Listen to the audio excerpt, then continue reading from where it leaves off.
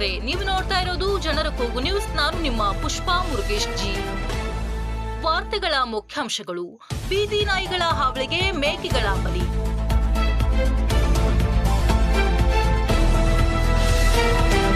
ಮುದ್ದೇಬಿಹಾಳ ಪಟ್ಟಣದ ಮಾರುತಿ ನಗರದಲ್ಲಿ ಬೀದಿ ನಾಯಿಗಳ ಹಾವಳಿ ಹೆಚ್ಚಾಗಿದ್ದು ಜಾನುವಾರುಗಳ ಮೇಲೆ ದಾಳಿ ಮಾಡುತ್ತಿವೆ. ಕಳೆದ 1 ತಿಂಗಳಲ್ಲಿ 3 ಮೇಕೆಗಳು ನಾಯಿಗಳ ದಾಳಿಯಿಂದ ಪ್ರಾಣ ಕಳೆದುಕೊಂಡಿವೆ.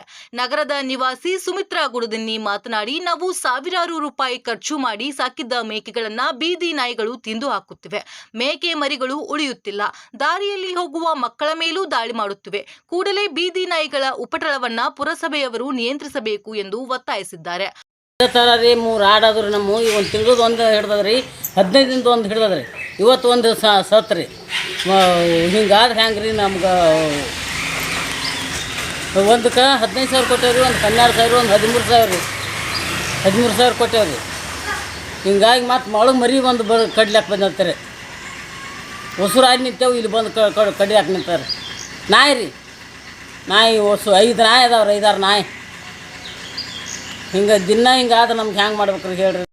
ಪುರಸಭೆಯ ಮುಖ್ಯಾಧಿಕಾರಿಗಳು ಈ ಸಮಸ್ಯೆಯನ್ನ ಗಂಭೀರವಾಗಿ ತೆಗೆದುಕೊಂಡು ಬೀದಿ ನಾಯಿಗಳ ಉಪಟಳ ನಿಯಂತ್ರಣ ಮಾಡಲು ನಿವಾಸಿಗಳಾದ ಶರಣಪ್ಪ ಗುಡದಿನ್ನಿ, ಸಂಗನಗೌಡ ಪಾಟೀಲ್, ಮಣಿಕಂಠ ಗುಡದಿನ್ನಿ, ಶ್ರೀಶೈಲ್ ಬಾಗೇವಾಡಿ ಆಗ್ರಹಿಸಿದ್ದಾರೆ. ಇನ್ನಷ್ಟು ಸುದ್ದಿಗಾಗಿ ನೋಡ್ತಾ ಇರಿ ಜನರ ಕೂಗು ಯೂಟ್ಯೂಬ್ ಚಾನಲ್. ಇದು ನಿಮ್ಮದೇ ಧ್ವನಿ. ಸಬ್ಸ್ಕ್ರೈಬ್ ಮಾಡಲು ಮರೆಯಬೇಡಿ.